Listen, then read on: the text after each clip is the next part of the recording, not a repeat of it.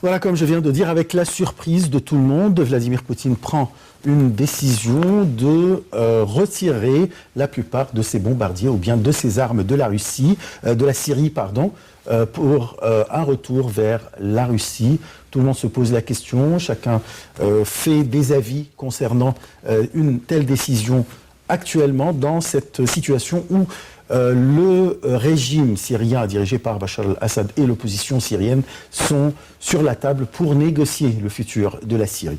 De toute façon, on va parler de ce sujet avec Dr Assam Abdel Fattah, bonsoir. Bonsoir. Et M. Mahmoud Sebet, bonsoir. Je commence avec M. Mahmoud. Donnez-nous, bon, pour commencer à parler d'un sujet pareil quand même, il faut l'historique de la présence russe en Syrie. Les Russes sont vraiment rentrés en Syrie le moment que Assad a commencé à perdre. Il était vraiment, dans le sens militaire, en train de perdre la guerre contre les rebelles. Les plusieurs partis, parce qu'il y a plusieurs quand même partis de rebelles devant lui, y inclut Daesh. Mais quand même, Daesh est un peu un cas spécial. Alors la Russie, qui avait toujours eu des relations très bonnes avec Assad, en plus, c'est leur dernier poste au Moyen-Orient, plutôt. Ils ont décidé de rentrer. Et ils ont rentré avec une force militaire d'expédition, on peut dire. Et ils ont commencé à bombarder, et pas seulement bombarder, mais travailler avec une situation très intégrée avec l'armée syrienne et avec un soutien de bombardement, ça veut dire d'artillerie, etc., russe, et une armée de l'air russe en plus. Et ils ont reçu beaucoup de succès. Ils ont plus ou moins brisé. C'était contre qui exactement? Parce qu'on sait très bien qu'il y a beaucoup de factions, si on compte, je ne sais pas, peut-être je vais arriver jusqu'à 80 factions armées en Syrie, soit islamiques, soit kurdes, soit rebelles, etc. Ils étaient contre qui exactement, les Russes? Les Russes, ils ont donné la perception qu'ils allaient bombarder Daesh, ça veut dire des extrémistes islamistes. Exactement. Le moment qu'ils ont rentré, la plupart de leurs bombardements, c'était contre la menace le plus proche, ça veut dire les rebelles. Parce que, oui, il y a plus ou moins 80 factions. On peut dire qu'une bonne partie de ces factions, au moins plus que moitié, sont plutôt des nationalistes, avec un soupçon de islamisme là-dedans. Tandis que l'autre, disons 40-50%, sont des extrémistes, des vrais extrémistes, ou Al-Qaïda, ou Daesh, ou inspirés d'une idéologie assez proche d'eux. Comme Jaish al-Islam qui bombardait la Damas, avec tous les civils, etc. Exact, par exemple. Mais ils ont attaqué ceux qui, tactiquement, étaient vraiment le plus grand menace devant l'armée syrienne elle-même. Ça veut dire, et aussi ouvrir la porte à reprendre la ville d'Alep. Parce que Alep, après tout, est clé aux zones des frontières entre la Syrie et la Turquie. Et c'est aussi une zone d'armes et une source d'armes pour les rebelles. Entre-temps, il y a les Kurdes du Rojava, ça veut dire c'est plusieurs endroits au nord de la Syrie qui sont la plupart d'eux sont des Kurdes, qui ont rentré en combat avec Daesh au début, et avant ça un peu avec les factions rebelles aussi. Tandis c'est un jeu assez quand même. Ce qui est intéressant avec les Kurdes, ils sont en bons termes avec les Américains et les Russes. Et jusqu'à maintenant, on peut voir, on peut dire qu'ils sont assez neutres vis-à-vis l'armée de Bachar al-Assad. Oui, ils ont rentré dans certains combats, mais c'est pas vraiment le combat le plus important actuellement pour les Kurdes. Les Kurdes, plutôt, sont en train d'essayer de construire des zones autonomes. Leur État. Oui, voilà, un peu leur État pour vraiment menacer plutôt la Turquie. En tous les cas, c'est la réaction turque qui a beaucoup influencé leur politique vis-à-vis les Kurdes et vis-à-vis la Syrie. Docteur Assam, là, la Russie est rentrée en disant, voilà, je vais combattre Daesh. Et comme M. Mahmoud vient de dire que ce n'était pas seulement Daesh qui était bombardé ou attaqué par les Russes, non, mais c'est plutôt aussi l'opposition de Bachar el-Assad. Voilà, c'est-à-dire la présence russe était en faveur de Bachar el-Assad. Oui. Est-ce que la Russie a réalisé ses objectifs en Syrie? Là, moi, c'est une très bonne question. Vous savez que cette offensive qui a commencé il y a 5 mois à peu près, actuellement, c'est qu'on va... je m'en tiens peut-être d'abord au propos de Poutine lui-même, ce qu'il a dit. Il a annoncé ça avant-hier soir. Il a dit 2 choses. Notre objectif a été atteint. Puis après, on va vraiment ouvrir la porte. C'est vrai, maintenant, elle a ouvert la voie aux discussions de paix. C'était parce que le jour où il a pris cette décision, ça correspond au premier jour des négociations pour l'établissement d'un gouvernement de transition.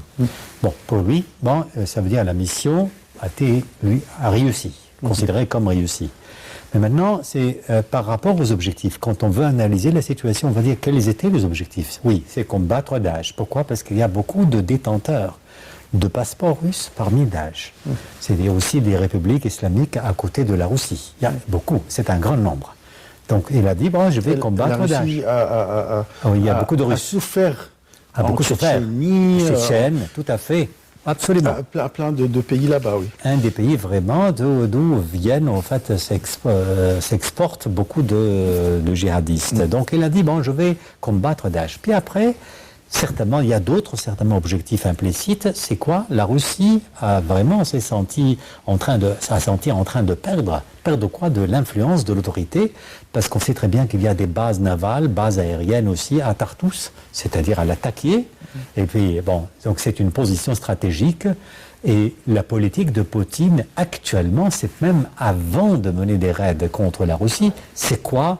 C'est justement, encore une fois, de s'affirmer en tant que superpuissance vis-à-vis des puissances occidentales. Là, on l'a vu pendant la crise ukrainienne. La crise ukrainienne. Donc, il a pris la décision, il a envoyé des forces russes et il est là, je suis là. Et pour ce qui se passe en Russie, il a voulu aussi imprimer le tempo de la crise syrienne. C'est-à-dire, c'est moi qui détient toutes les cartes de solution et c'est moi qui décide. Certainement, il a beaucoup de chance, Poutine. Pourquoi? Parce que selon le droit international est du côté de Poutine. Lorsque, par exemple, les puissances occidentales ont décidé de faire partir Assad, il a dit non, on n'a pas le droit d'intervenir parce que Assad, c'est le pays, c'est l'État, et on n'a pas le droit d'intervenir, donc conformément au droit international, on n'a pas le droit. Donc, Assad lui-même, certainement, il affiche un objectif. Moi, je suis là pour combattre les terroristes. La Poutine a adopté la même thèse. Moi, je vais combattre les terroristes parce qu'il y a beaucoup de terroristes russes et qui nous menacent aussi à côté de la Syrie. Bien, est-ce que vraiment il a réussi d'abord à réduire les activités terroristes? Oui, c'est-à-dire on peut le dire. Regardez, par exemple, les raids russes étaient beaucoup plus efficaces que les raids de la coalition occidentale. Ça, on l'a vu. Il a réduit justement, mais il n'a pas certainement neutralisé toutes les forces des terroristes. Mais on peut dire que les raids russes ont eu un grand impact sur les activités des terroristes en Syrie.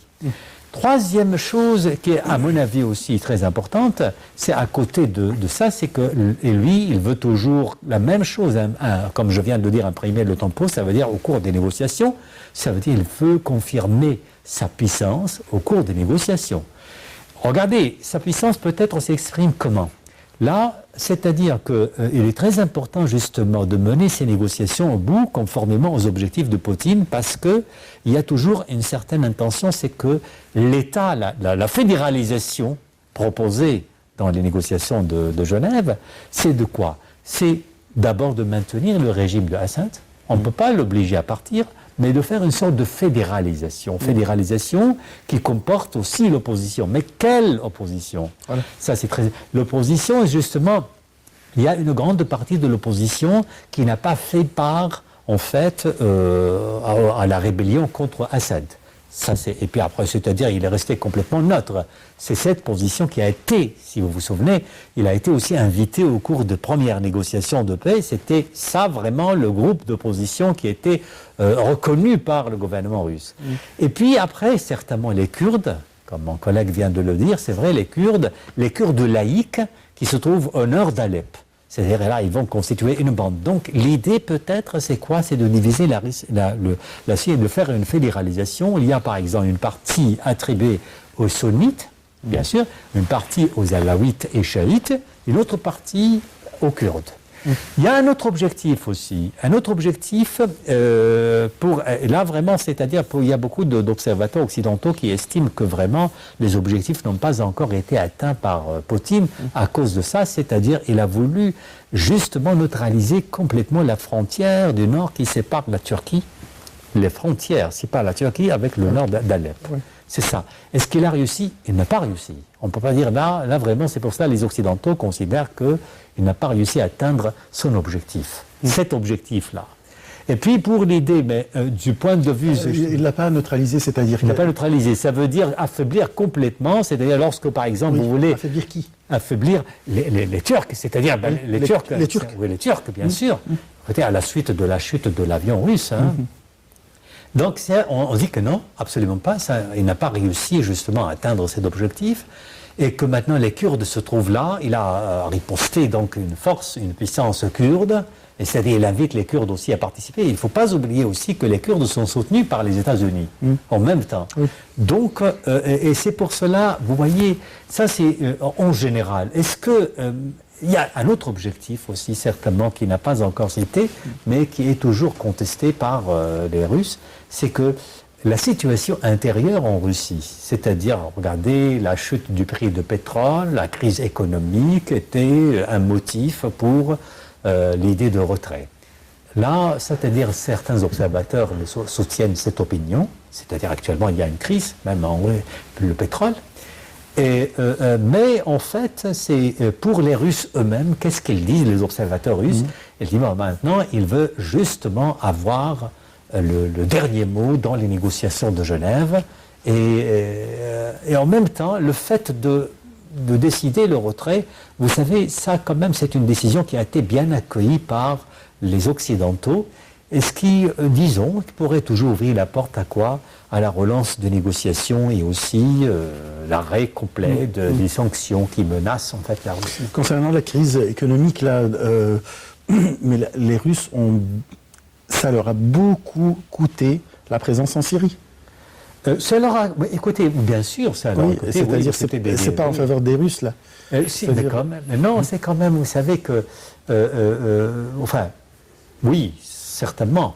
Mais disons, par rapport aux objectifs en fait visés par les raids, là vraiment c'est trop tôt peut-être de lancer ce jugement. Est-ce que vraiment est-ce qu'ils ont essuyé une perte ou non? Ça je ne pense pas, parce que la Russie après, je pense, le retrait actuellement, ce n'est plus comme la Russie auparavant. Bien sûr. Il a son mot à dire. Bien sûr. Et ça sera clair durant les négociations prochaines. Monsieur Mahmoud, pourquoi, à votre avis, c'est-à-dire Dr Hassan a présenté son point de vue concernant les objectifs qui ont été réalisés par les Russes, et soi-disant on dit que les Russes ont réalisé leur objectif, selon Dr Hassan. Déjà, vous êtes d'accord? Oui, plus ou moins. Oui, ils ont reçu... Ils ont plus ou moins... ils ont préparé le terrain pour une riposte finale par Assad. Plus ou moins, voilà. Pour le moment. Actuellement, il y a un couvre-feu. Mais si la guerre recommence, Assad ne sera plus dans sa position faible. Alors, dans ce sens, et en plus, je voulais souvent ajouter qu'il y a des buts stratégiques aussi quand même. Les buts stratégiques sont que ils ont montré que la Russie aide ses amis, sera toujours à côté de ses amis. Ils ont repris un peu leur prestige dans le Moyen-Orient. Et c'est certainement des buts qui valaient bien la peine, et même... peut-être leur prestige international, en plus. International, devant tout le monde. Et au Moyen-Orient. Par contre, il y a d'autres observateurs qui disent que voilà, les Russes, en se retirant, voilà, ils vendent leurs alliés. C'est pas comme les États-Unis qui restent. Moi, je suis pas convaincu de ça. Je suis plutôt convaincu que c'est une garantie que Assad tient son couvre-feu. D'accord. Moi, parce que ce couvre-feu est assez ce cesse-feu plutôt. Ce cesse-feu est assez instable. Ah oui, c'est fragile un peu. Et là, ça me vient la question, pourquoi, à votre avis, en ce moment exact, les Russes ont retiré leurs forces? Si on le dit clairement, voilà, c'est pour telle raison. Voilà. C'est plusieurs raisons. Ça, c'est une des raisons. C'est pour ça sera pour vous la même question. Pour mettre de la pression sur Assad. Deuxièmement, quand même, il ne faut pas oublier, il y a eu certaines menaces assez subtiles de l'Arabie Saoudite et de la Turquie comme action militaire contre la Syrie. Oui. Et à un moment, il y a eu des déclarations assez dangereuses des deux côtés il y a quelques semaines, pas dernièrement. Oui, oui. Parallèle avec les manœuvres qui étaient à Hafr el-Batin, avec la participation de 20 pays arabes et musulmans. Oui, c'est vrai. Exactement. Et bien sûr, si la Syrie, s'il y a du mauvais foi, disons, de Assad, il y a bien sûr peut-être une réaction de ses forces. On ne sait pas. Mais si ça s'arrive, la Russie ne sera pas là sur le terrain. Et ils ne veulent pas vraiment être. Moi, je pense que c'est plutôt de garantir. C'est une sorte de garantie que ce cessez-le-feu va tenir. Ils veulent une solution politique. Et c'est un peu pour forcer que Assad rentre dans une solution politique. Voilà, c'est pour dire à Assad, c'est-à-dire les Russes disent à Assad, voilà, tu dois être à la table de négociation et... on n'est plus là à côté de toi, si tu veux. Oui, voilà. Vous êtes plus ou moins... Et présenter des concessions quand même. Oui. Bon, la même question pour vous, et votre avis, oui. C'est-à-dire que voilà, oui, c'est vrai que c'est une des explications données par beaucoup d'Occidentaux, même je l'ai lu même dans le Guardian, c'est-à-dire pour exercer une pression sur Assad ou pour assouplir un petit peu sa position et la retirer. Mais la question, c'est que l'opposition, par exemple, syrienne, considère que ce que fait, en fait, ce n'est pas tout à fait une volte-face. Absolument pas. Mais c'est un retrait stratégique. Un retrait stratégique. Et moi, c'est-à-dire, je soutiens difficilement, en fait, l'idée qu'il a voulu exercer une pression parce qu'il a déjà quand même son mot à dire, étant donné que c'est lui qui a... Il ne faut pas oublier aussi qu'il a réduit un petit peu ses activités, mais c'est un retrait partiel, parce qu'il va garder aussi les mêmes bases navales. Bien sûr. Dans deux. Et puis après, autre chose, il va garder le même système très sophistiqué de défense aérienne. Là. Donc, c'est-à-dire que c'est une question de quelques minutes ou de quelques mois s'il veut relancer. Et d'ailleurs, il y a une chose de très importante, c'est le ministre adjoint de la Défense, qu'est-ce qu'il a dit hier? Il a dit non, on va continuer les raids. C'est-à-dire, on va toujours mener les raids contre les terroristes, on ne va pas arrêter ça. Donc, c'est un retrait, il me semble qu'il est un peu une sorte de tactique. Oui, peut-être aussi exercer une pression un peu pour faire une sorte de concession, pseudo-concession vis-à-vis de l'opposition qui est un peu tenace, on l'a vu, l'opposition syrienne très tenace, parce qu'elle impose une condition préalable à tout début de négociation. Il faut d'abord le retrait russe, ensuite arrêter complètement les bombardements, mais là, je pense que c'est une manœuvre très intelligente du côté de Poutine. Et maintenant, c'est que tout le monde va certainement exhorter l'opposition, quelle que soit la couleur de ces propositions, parce qu'on sait très bien que l'opposition est fracturée en centaines, pour ne pas dire des milliers de mouvements. Donc, c'est ça, ce que je pense. Est-ce que vous trouvez que c'était un accord entre les Russes et l'Occident, c'est-à-dire les États-Unis, l'OTAN, les Russes se sont mis d'accord pour un tel... difficile de dire encore parce qu'il y a quand même une méfiance qui règne chez les Occidentaux, c'est-à-dire chez les Britanniques et les Américains, parce qu'il y a quand même une grande partie des Américains est très étonnée du retrait. Il ne faut pas oublier que, enfin, par exemple, j'ai lu dans je sais pas dans quel journal, en fait, on dit vraiment ça, c'est surprise, confusion. Surprise, confusion, parce que surprise, la décision, et confusion, on ne sait pas pourquoi. Jusqu'à maintenant, on est en train d'analyser les motifs et les raisons derrière cette décision. Non, moi je parle des dirigeants, là. Les dirigeants, quand même, on dit, écoutez, parce que les Nations Unies ou bien les dirigeants sont obligés de quoi? Enfin, ils se sont un peu acculés à bien accueillir cette décision. parce que ça marque un retrait. Quand on dit un retrait, que ce soit partiel ou total, bon, ça va dans le sens de quoi? Dans le sens des recommandations, bien des décisions déjà prises ou de la position occidentale qui, justement, cherche à faire un retrait total de la Syrie. Vous êtes d'accord? Plus ou moins, oui. Oui, c'est-à-dire que normalement c'était la surprise pour Ils même étaient l'Occident. certainement surpris, mais je suis aussi d'accord qu'il n'y a pas un entretien là-dessus. Ils ont déjà déclaré dès le début qu'ils allaient se retirer le moment qu'ils ont achevé leur Objectif, Leur ouais. objectif, voilà. Non. Là, on parle d'une opposition. Voilà.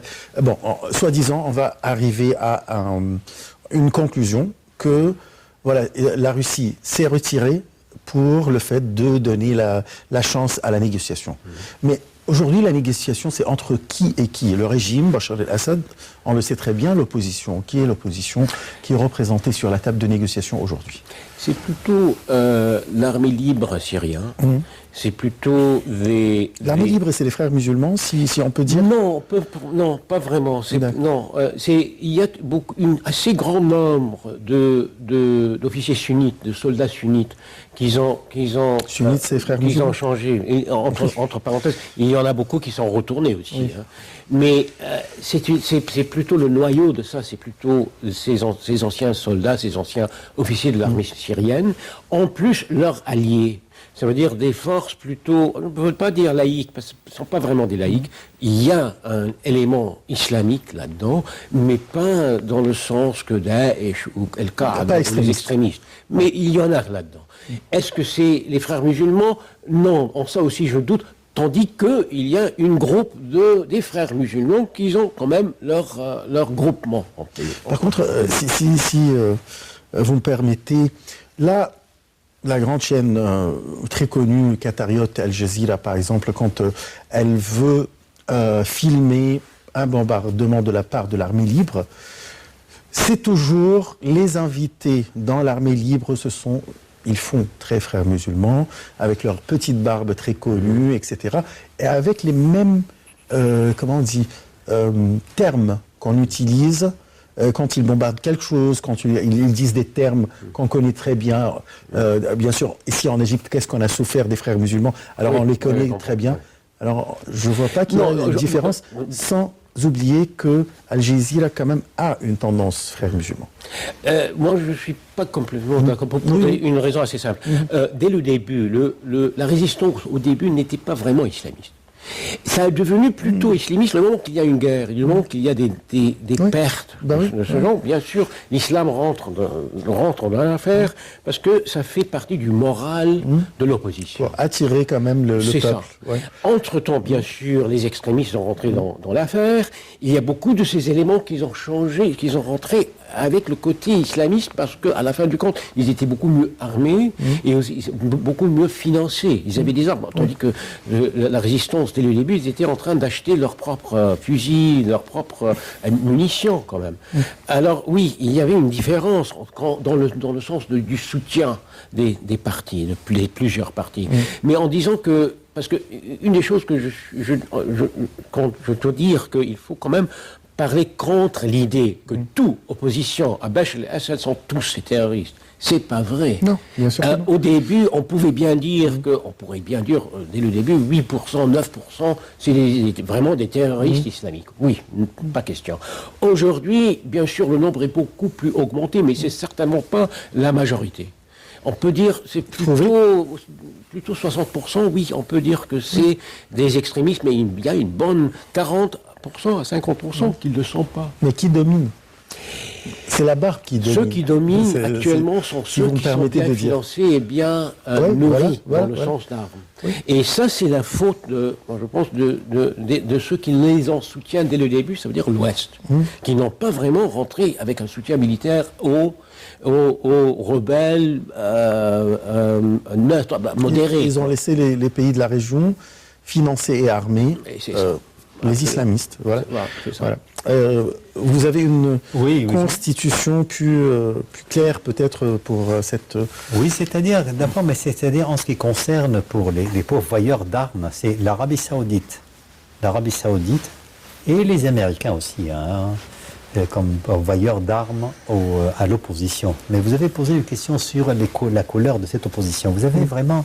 L'opposition est hétéroclite, c'est-à-dire que vous avez les libéraux, vous avez aussi les défenseurs aussi de la charia, l'application de la charia sans être frères musulmans, vous avez des islamistes de plusieurs couleurs, il y a des islamistes modérés, bien sûr, il y en a beaucoup, mais ce qui c'est vraiment l'histoire... Ça existe, islamistes modérés, là oui, islamistes certainement, il y en a. Modéré, c'est comme Daesh, je veux dire. C'est modéré par rapport à Daesh. Par rapport à Daesh, mais oui, enfin, absolument. c'est des extrémistes, il faut dire. Oui, les pour être clair. Peut-être, oui. Il y a l'islamique modéré et aussi à cause des frères musulmans, bien sûr, il y a des frères musulmans. Il y a aussi une grande partie de l'opposition qui a refusé justement de faire la guerre contre le régime, c'est-à-dire elle a adopté une position neutre. Il y a une grande partie de l'opposition, certainement de la gauche, c'est-à-dire il y a aussi les marxistes, mais ce qui est très important, puisque vous parlez de cette opposition, vous parlez maintenant du futur État, quelle est la décision. Et écoutez, toutes les factions, en fait, avancent la démocratie comme une panacée, comme un argument principal, mais je vous assure qu'aucune de ces factions vraiment n'a l'intention d'établir la démocratie. Même l'Arabie Saoudite ne cherche jamais à établir la démocratie en Syrie, c'est-à-dire que c'est, comme on dit, c'est le cadet des soucis, en fait, actuellement.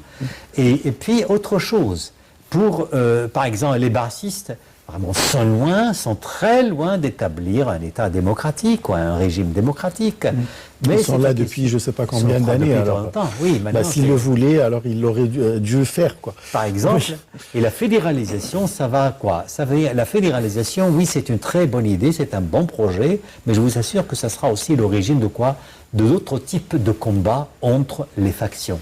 C'est-à-dire entre les différentes fédérations. Oui. Donc, au Parti fédéral. Oui, mais on sait très bien que la position de l'opposition, c'est vraiment la raison qui a complètement déçu l'Occident. C'est-à-dire, on cherchait vraiment une faction sur laquelle on peut compter pour justement contester Assad, mais il s'est avéré enfin qu'on devrait soutenir Assad pour que l'État ne se transforme pas en Libye, en autre Libye. Est-ce qu'ils sont convaincus vraiment, comme ça, l'Occident, je parle Actuellement, ils sont un peu convaincus au site de la nécessité du régime de Assad actuellement, par peur, en fait, de Daesh, par peur des islamistes, parce que maintenant, c'est un régime qui tient tête, en fait, aux daéchistes. Mais il y a aussi, quand même, une pression exercée sur les puissances occidentales, du côté de l'Arabie Saoudite. Et ça, peut-être, ça nous fait parler un petit peu du discours d'Obama. D'Obama, c'est-à-dire qu'il a, dans son dernier discours, il a reproché en fait à l'Iran et aussi à l'Arabie Saoudite de soutenir leur même ligne confessionnelle, c'est-à-dire les sunnites et les chiites. Là, c'était très important, ce discours, pour donner l'avis. Oui. Du dirigeant du monde, on peut dire, pour nous dire qu'il est de la inutile région. en fait de continuer parce qu'il y a toujours deux États qui sont en guerre et voilà, c'est un conflit.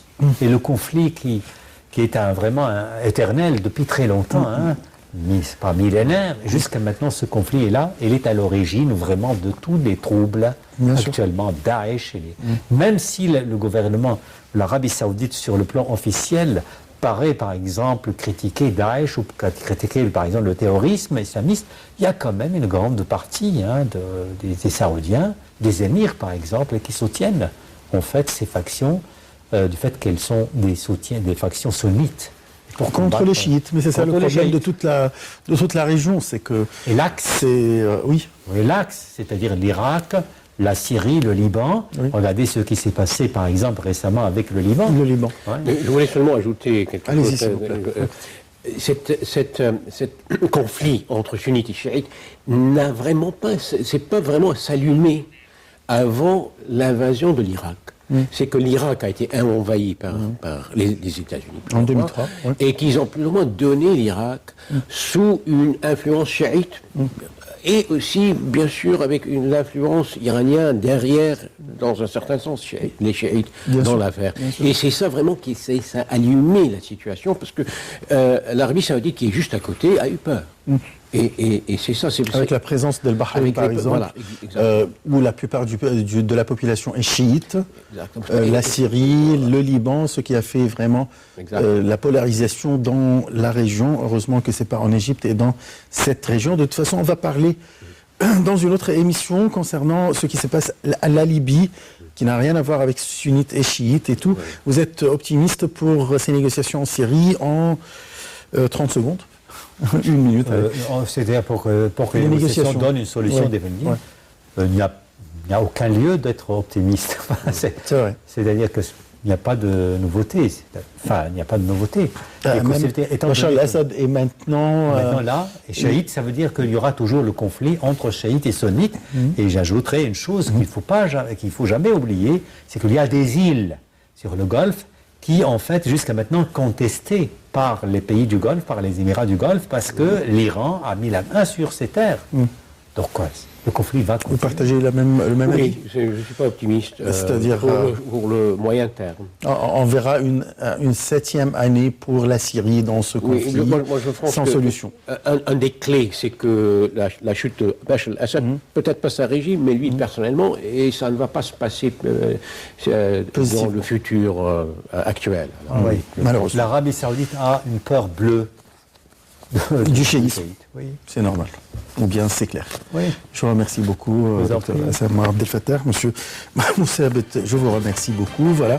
On a essayé de donner l'historique de la présence de l'armée russe en Syrie avec tout son arsenal destructif, si on peut dire. Voilà la décision de la part de Poutine de retirer la plupart de ses bombardiers et de ses armes de la Syrie pour donner une chance aux négociations entre le régime syrien et l'opposition. On ne sait pas qu'est-ce qui va arriver sur la table de négociation selon mes invités. Alors, ils ne sont pas très optimistes concernant, mais quand même, il faut avoir toujours l'espoir, si jamais. Voilà. Je vous remercie beaucoup. Très, très bonne soirée et à demain. Au revoir.